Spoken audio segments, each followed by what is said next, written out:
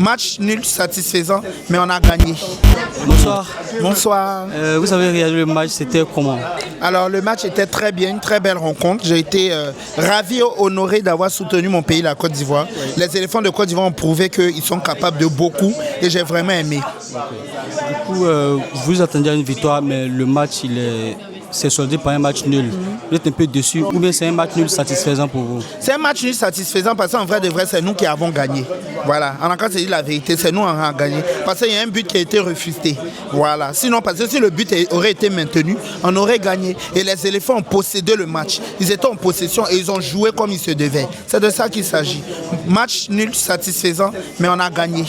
Ok, du coup, à la dernière journée, on affronte le Gabon qui a perdu ses 2 premiers matchs et qui va tout donner pour essayer de se qualifier. Quel est votre pronostic pour cette rencontre?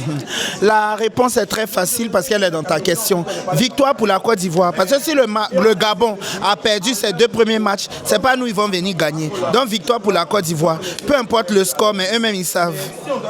Merci. Et du coup, le favori pour cette CAN, celui qui remporte, ou du moins les 2 finalistes, selon vous, ce sera qui? Pour la finale de la Coupe d'Afrique. Oui. Déjà, Côte d'Ivoire, peu importe le pays qui est en face. Côte d'Ivoire, quand arrive en finale, on gagne. Voilà, même si on joue à la Suède, c'est pas mon problème. On n'a qu'à arriver en finale, on gagne. C'est tout ce qui m'importe.